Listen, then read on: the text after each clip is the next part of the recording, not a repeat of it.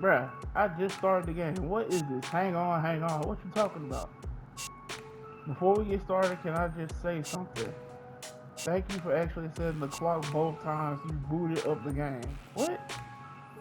A lot of people don't take that step seriously. They just leave the clock set at 12 o'clock and call it a day. But you're actually taking the time to set the clock, and I appreciate that. That's how I know that you care about this experience. You're paying attention. I don't even have any way of knowing if the times you're setting are correct. Tell you what, I'll make you a deal. Since you've been so cooperative, next time you boot up the game and see the screen, just set the clock to your favorite time. What? Go ahead, pick whichever time you want, even if it's not the correct time, you've earned it.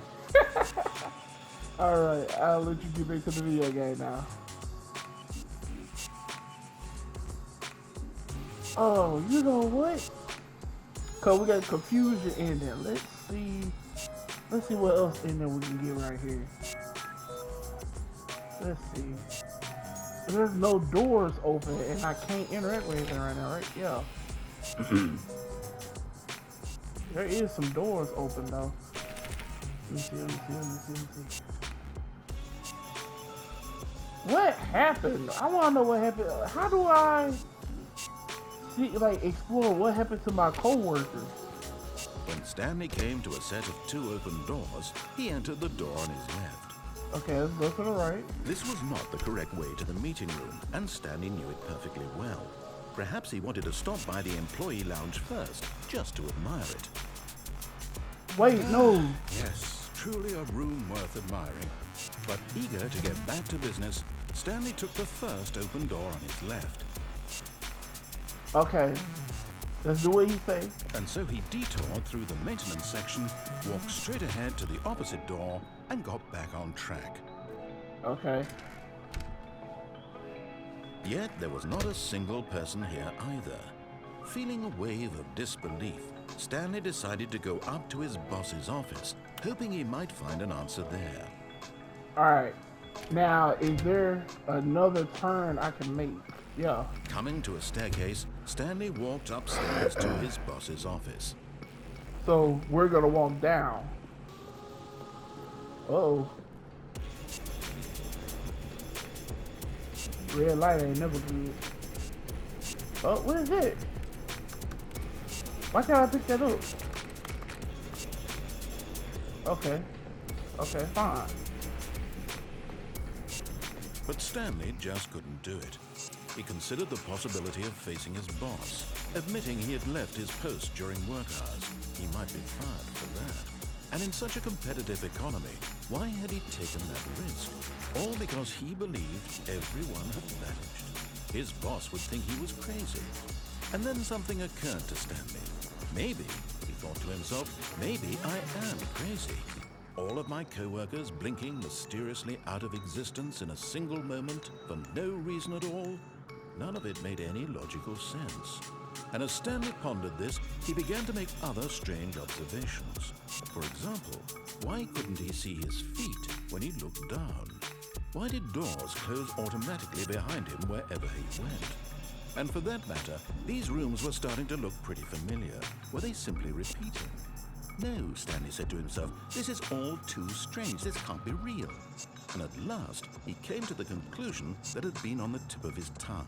He just hadn't found the words for it. I'm dreaming, he yelled. This is all a dream. Oh, what a relief Stanley felt to have finally found an answer, an explanation. His co-workers weren't actually gone. He wasn't going to lose his job. He wasn't crazy after all. And he thought to himself, I suppose I'll wake up soon. I'll have to go back to my boring real-life job pushing buttons. I may as well enjoy this while I'm still lucid. So, he imagined himself flying and began to gently float above the ground. Then he imagined himself soaring through space on a magical starfield, and it too appeared. It was so much fun, and Stanley marveled that he had still not woken up. How was he remaining so lucid? And then perhaps the strangest question of them all entered Stanley's head. One he was amazed he hadn't asked himself sooner. Why is there a voice in my head dictating everything that I'm doing and thinking? Now the voice was describing itself being considered by Stanley, who found it particularly strange. I'm dreaming about a voice describing me, thinking about how it's describing my thoughts, he thought. And while he thought it all very odd and wondered if this voice spoke to all people in their dreams, the truth was that, of course, this was not a dream. How could it be? Was Stanley simply deceiving himself, believing that if he's asleep, he doesn't have to take responsibility for himself? Stanley is as awake right now as he's ever been in his life. Now, hearing the voice speak these words was quite a shock to Stanley. After all, he knew for certain, beyond a doubt, that this was in fact a dream. Did the voice not see him float and make the magical stars just a moment ago? How else would the voice explain all that? This voice was a part of himself too. Surely, if he could just... He would prove it. He would prove that he was in control, that this was a dream. So he closed his eyes gently, and he invited himself to wake up. He felt the cool weight of the blanket on his skin, the press of the mattress on his back, the fresh air of a world outside this one. Let me wake up, he thought to himself. I'm through with this dream. I wish it to be over. Let me go back to my job. Let me continue pushing the buttons. Please, it's all I want. I want my apartment and my wife and my job. All I want is my life exactly the way it's always been. My life is normal. I am normal. Everything will be fine. I am okay.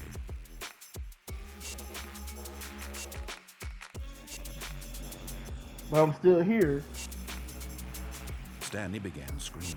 Please, someone, wake me up. My name is Stanley. I have a boss. I have an office. I am real. Please, just someone tell me I am real. I must be real. I must be. Can anyone hear my voice? Who am I? Who am I? And everything went black.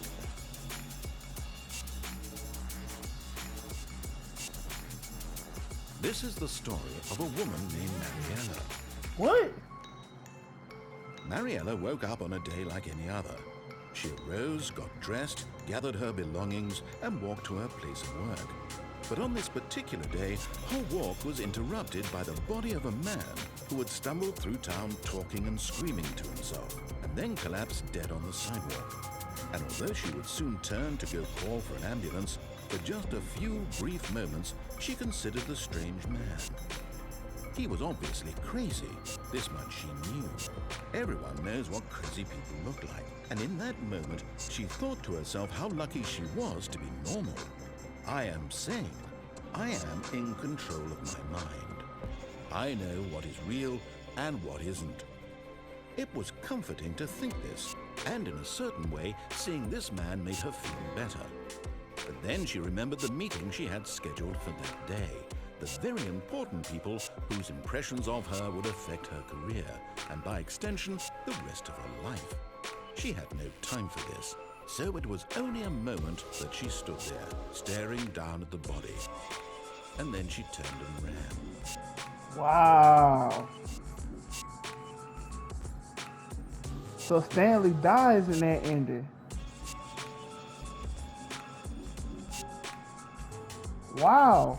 Okay, so I have the good ending where Stanley escapes the facility. I have the confusion ending where him and the narrator are forced to repeat the game over and over again until eventually Stanley dies. And I guess this would be the bad ending because Stanley loses his mind and ends up dying anyway. But it didn't tell me that was an ending though. The other ones actually gave me like a title that said confusion ending or good ending or something like that, but that didn't give me a title. All of his co-workers were gone. What could it mean? Stanley decided to go to the meeting room. Perhaps he had simply missed a memo. Okay.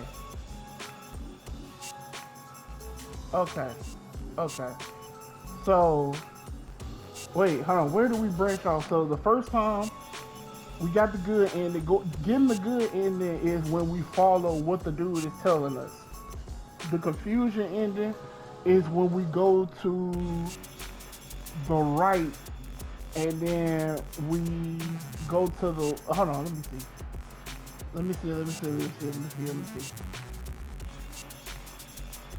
Okay. When Stanley came to a set of 2 open doors, he entered the door on his left. Okay, so we went this way, got, I'm assuming, 2 bad endings, which is just the confusion ending and the, what is it? Yeah, the confusion ending and the death ending, I guess we just got. But Stanley dies in the confusion ending too, if you go on for too long. So, let's go this way and see if there's another branch off point. Because I can't even remember if it was or not. Yet there was not a single person here either. Feeling a wave of disbelief, Stanley decided to go up to his boss's office, hoping he might find an answer there. Okay. Coming to a staircase, Stanley walked upstairs to his boss's office. First of all, this whole floor being my boss's office is crazy. Executive bathroom. Oh, I can open that door. Oh. Because the boss knows that what the boss says goes. If the boss suffers losses, then that's what the boss chose. Okay. Pretty decent bathroom, I guess. Huh. Can I open this door? Oh, I can. Oh. Hey, what is that? Why is that panda getting shot? Indoors, okay.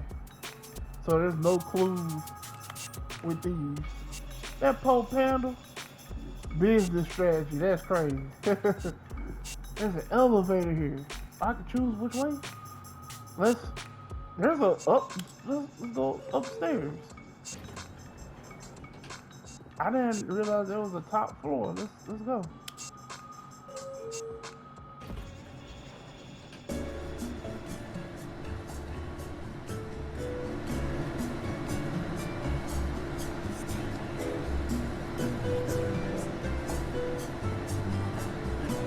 I wish there was an emote that would let me dance.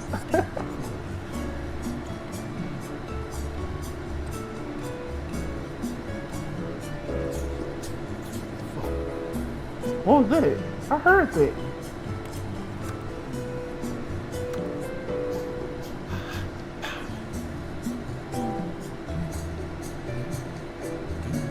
Oh, is that Stanley doing that?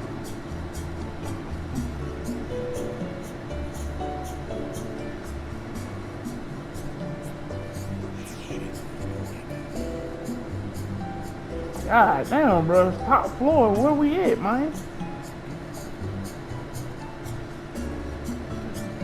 Y'all motherfuckers gonna let me out? What? What?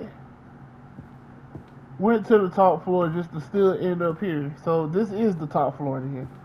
Well, why y'all let me press the button if it don't go nowhere? So what happens if I press downstairs then? This might be a branch off point. Let me see. If I press downstairs, does it actually take me downstairs? And it don't show you what floor you're on. Press it again. Wow, it just keep. So that elevator literally just vibrates in place. That's literally what that room is doing.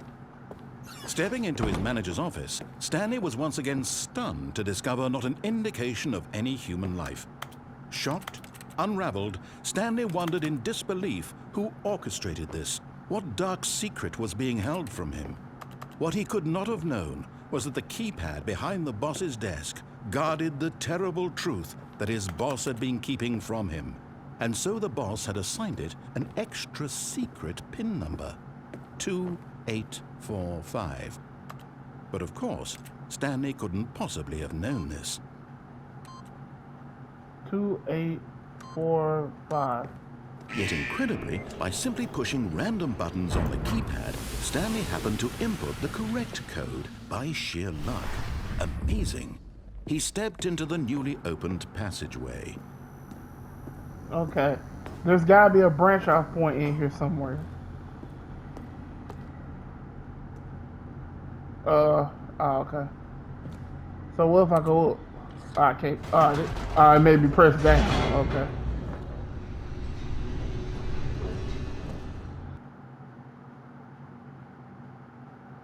Descending deeper into the building, Stanley realized he felt a bit peculiar. It was a stirring of emotion in his chest, as though he felt more free to think for himself, to question the nature of his job. Why did he feel this now, when for years it had never occurred to him? This question would not go unanswered for long. That's fine. That's fine. Stanley walked straight ahead through the large door that read Mind Control Facility. Right, so we're gonna go this way. Although this passageway had the word escape written on it, the truth was that at the end of this hall, Stanley would meet his violent death. What? Is that to make you turn around? What happens? Okay, what happens if I go back? But of course, Stanley thought better of it and realized he simply had too much to live for. No. Let's see what happens. Nope. Still on board with death? I don't trust the narrator, bruh. Whoa. Oh, I thought the game just stopped me from moving. I got stuck. The door behind him was not shut. Stanley still had every opportunity to turn around and get back on track. No, At this keep going point, forward. Stanley was making a conscious, concerted effort to walk forward and willingly confront his death. Yep. What the hell is that? Oh.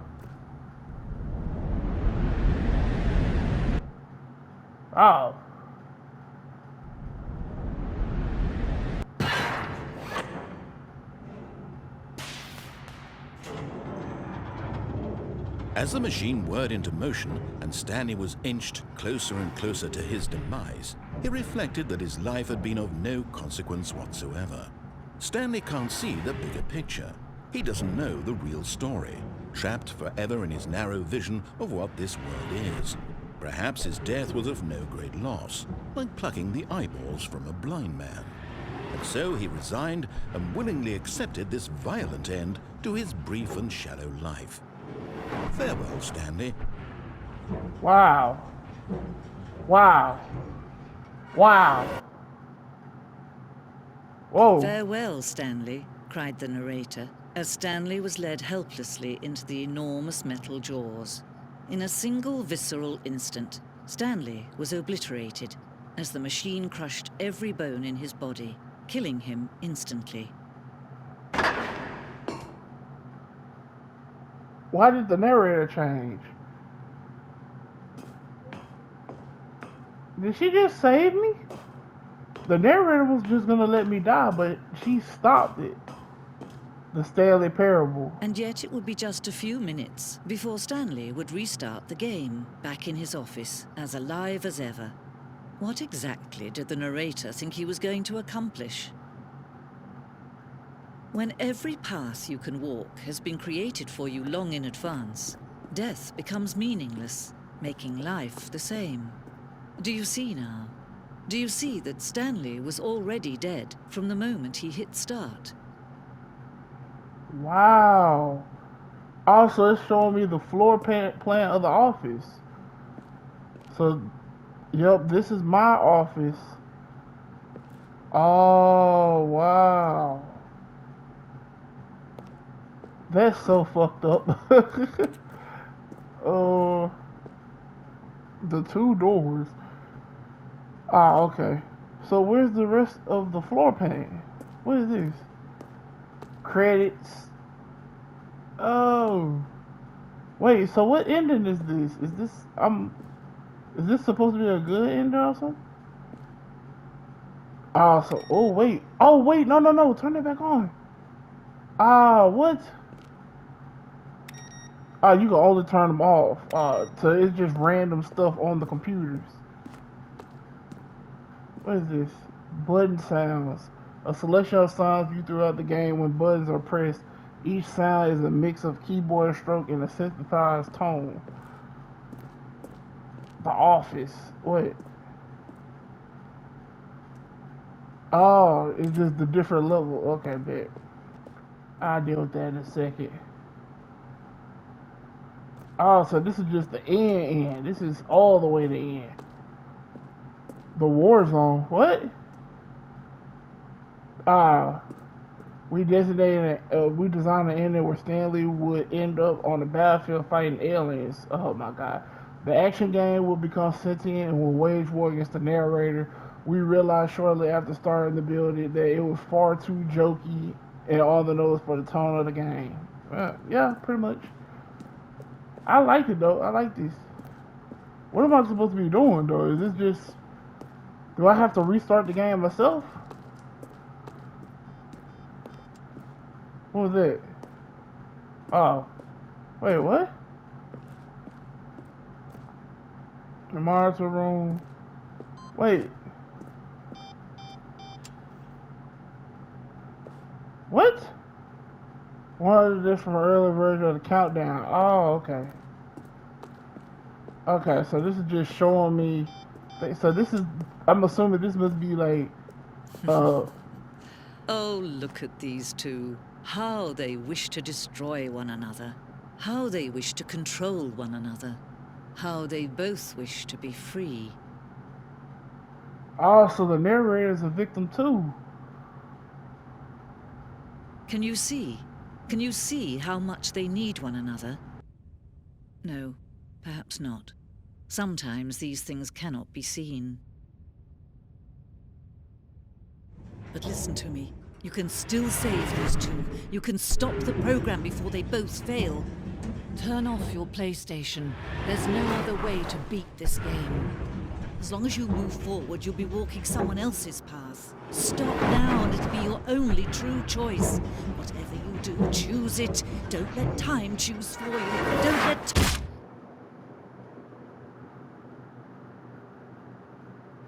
Wow.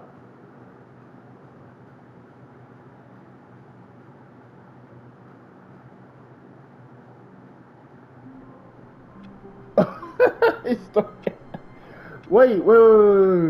So does that mean if I would have turned the game off and restarted that the narrator and Stanley would be free? All of his co-workers were gone. What could it mean? Stanley decided to go to the meeting room. Perhaps he had